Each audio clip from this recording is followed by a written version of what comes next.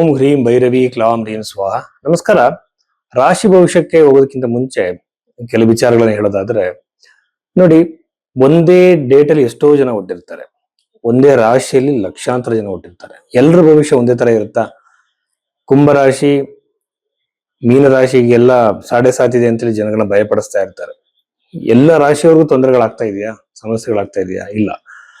ಯಾಕೆಂತಂದ್ರೆ ಇಲ್ಲಿ ನಾವು ಮುಖ್ಯವಾಗಿ ಗಮನಿಸಬೇಕಾಗಿರುವಂತದ್ದು ನಮ್ಮ ಇಂಡಿವಿಜುವಾಲಿಟಿ ಯಾವ್ದನ್ನ ತಿಳ್ಕೊಳ್ಳೋದು. ನಿಮ್ಮ ಡೇಟ್ ಆಫ್ ಬರ್ತ್ ಮಿಸ್ಟೇಕ್ ಇರೋ ಸಾಧ್ಯತೆ ಇರುತ್ತೆ, ನಿಮ್ಮ ಬರ್ತ್ ಟೈಮ್ ಮಿಸ್ಟೇಕ್ ಇರೋ ಸಾಧ್ಯತೆ ಇರುತ್ತೆ. ಹಾಗಾಗಿ ಜಾತಕದ ಭವಿಷ್ಯ ತುಂಬಾ ಸಮಯ ನಿಜ ಆಗಲ್ಲ. ಅವಾಗ ನಾವೇನ್ ಮಾಡಬಹುದು? ನಾಡಿ ಜ್ಯೋತಿಷದ ಪ್ರಕಾರವಾಗಿ ನಿಮ್ಮ ಹಸ್ತರೇಖೆಗಳನ್ನ ಜಾತಕಕ್ಕೆ ಮ್ಯಾಚ್ ಮಾಡಿ ನೋಡ್ಬೇಕು. ಈಗ ಫಾರ್ ಎಕ್ಸಾಂಪಲ್ ನಿಮ್ಗೊಂದು ಗಜಕೇಸರಿ ಯೋಗ ಇದೆ ಅನ್ಕೊಳ್ಳೋಣ, ಹಸ್ತದಲ್ಲಿ ಅದು ರಿಫ್ಲೆಕ್ಟ್ ಆಗಿದೆಯಾ ಅದು ಗಮನಿಸ್ಬೇಕು. ಹಸ್ತದಲ್ಲಿ ಕೂಡ 12 ರಾಶಿಗಳಿದೆ. 12 ರಾಶಿಗಳನ್ನು ಹೇಗೆ ಅನ್ವಯ ಮಾಡಬೇಕು, ಗ್ರಹಗಳನ್ನ ಯಾವ ರೀತಿ ನಾವು ನೋಡಬೇಕು ಅನ್ನೋದೆಲ್ಲ ಕೂಡ ಶಾಸ್ತ್ರಗಳಲ್ಲಿ ಇದೆ. ಎರಡನ್ನು ಕಂಪೇರ್ ಮಾಡಿ ಭವಿಷ್ಯವನ್ನ ಬಹಳ ನಿಖರವಾಗಿ ಹೇಳ್ಬೋದು. ಈ ಬಗೆಯಲ್ಲಿ ಜಾತಕವನ್ನ ನೋಡಿದ್ರೆ ನಿಮ್ಮ ಭವಿಷ್ಯವನ್ನ ಬಹಳ ಅಕ್ಯುರೇಟ್ ಆಗಿ ಹೇಳ್ಬೋದು.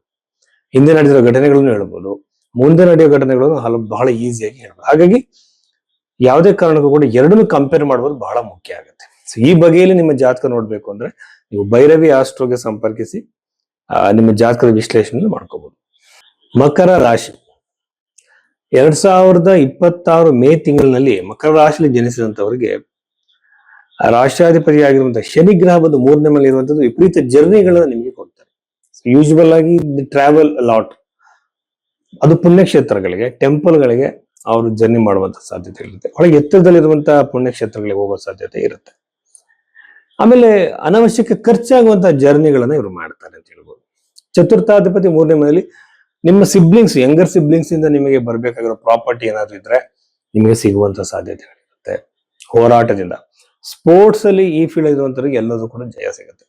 If you are sportsman, athlete ನೀವು ಆಗಿದ್ದೀರ ಅನ್ಕೊಂಡ್ರೆ ಕ್ರೀಡಾಪಟುಗಳಿಗೆ ಉತ್ತಮವಾಗಿರುವಂತಹ ಅನುಕೂಲವಿದೆ. ಪಂಚಮದಲ್ಲಿರುವಂತಹ ಶುಕ್ರ ಗ್ರಹ ಬಂದು ಎಜುಕೇಶನ್ ರಿಲೇಟೆಡ್ ಆಗಿ ಉತ್ತಮವಾಗಿರೋ ಪ್ರೋಗ್ರೆಸ್ ಇದೆ, ಒಳ್ಳೆ ಸ್ಕೋರ್ ಇದೆ.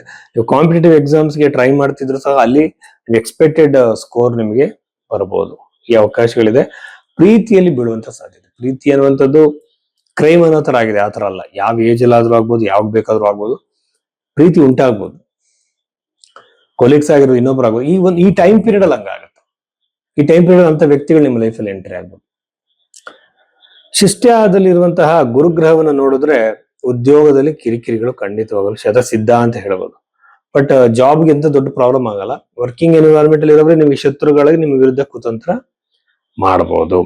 ಆಮೇಲೆ ಫೈನಾನ್ಷಿಯಲ್ ಆಗಿ ಅಷ್ಟೊಂದು ಪ್ರೋಗ್ರೆಸ್ ಎಕ್ಸ್ಪೆಕ್ಟೇಷನ್ಸ್ ಇಟ್ಕೋಬೇಡಿ. ತುಂಬಾ ವೇರಿಯೇಷನ್ಸ್ ಇದೆ. ದೊಡ್ಡ ದೊಡ್ಡ ಕಮಿಟ್ಮೆಂಟ್ಗಳನ್ನ ಮಾಡ್ಕೋಬೇಡಿ.